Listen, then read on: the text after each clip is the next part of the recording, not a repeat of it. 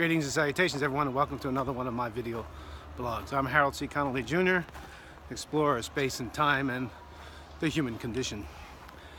And I'm coming to you almost a year ago today. I was in the same place, Rizutsu Resort in Hokkaido Prefecture, Japan, for the Solar System Symposium in Sapporo, which I am co-chair of. And so grateful to Yorimoto Sensei and my good friend Tachibana Sensei for once again having this fantastic symposium here. 3 days in a container of intellectual creativity, understanding organics and volatiles in the early solar system, which is the precursor to how life may have evolved by studying these compounds. So, as you know, I'm an explorer of space and time and the human condition, and this trip was also a highly personal trip.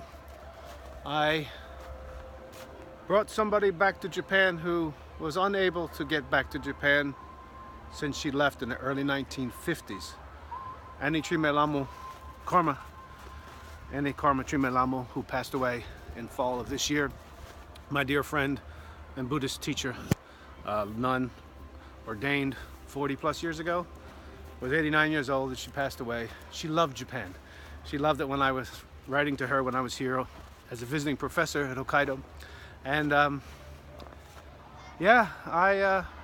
a fashion, brought her back. She never got to Hokkaido in her life, and she never got back to Japan after she left the army, but she always wanted to go back, and she always wanted to go to Hokkaido. So with the help of Tachibana Sensei, I laid some of her ashes here for all time, and left them in another special place as well, which I'll tell you about some other day. She used to like to get into a lot of trouble, our dear Trime, and when she was young, and she had a great time. She was a unique individual, Trime. She was a Westerner, and all she ever wanted to do was bring kindness to people, to help them, and teach what the Buddha taught. She didn't use all the clanging bells. She was a Tibetan Buddhist and all the different kinds of chanting, and she kept things very, very simple in her group in Princeton. Now followed by her attendant and friend Beverly Sanford, who now heads up the group there. That sitting meditation, the tool of meditation, is so important, and small slogans to say to yourself to help you understand that you are kind to yourself and to be kind to yourself and others. She was a hard teacher at times, there was no question about that. And anybody who knew her knew that she was hard because she cared and she loved. And I feel like I was one of her closest students. And got to see her just before she passed away, actually. She was not in good shape, but nevertheless I got to see her then.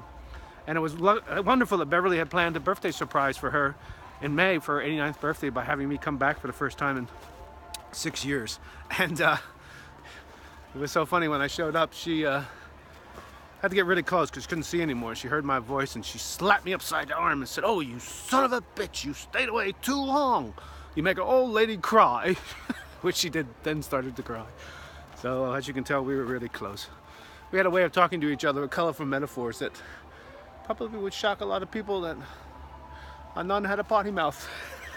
But who cares? That's their problem. Anyway, I'm going to be going home soon from this conference. I have started an actual podcast, a blog with a podcast. The podcast is published on iTunes. I've recorded 3 of them on this trip, and I'll be adding more. And it's about science.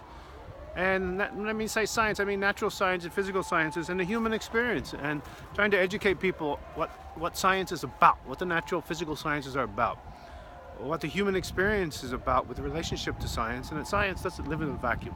Science is not the evil empire. Science is not something that is going to change your way of living unless you want to enact policies that do that based on scientific data and hypotheses. So stay tuned. And it's beautiful weather here. Actually, it's much cooler, much warmer this year than last year. It was much cooler last year. Yeah, So I'll come back to you again in the near future from some other wonderful place. I've got more traveling to do. Next week, actually the end of the week, it's off to London to the Condor Conference, which I'm also co-organizer of. So hopefully I'll remember to do a vlog from London, and I get to see my dear friend Sarah Russell and her family, Riz, and 2 kids, and I can't wait. So all right, everybody, take good care. Look for those samples to come back from Asteroid Bennu in 2023. Bye bye.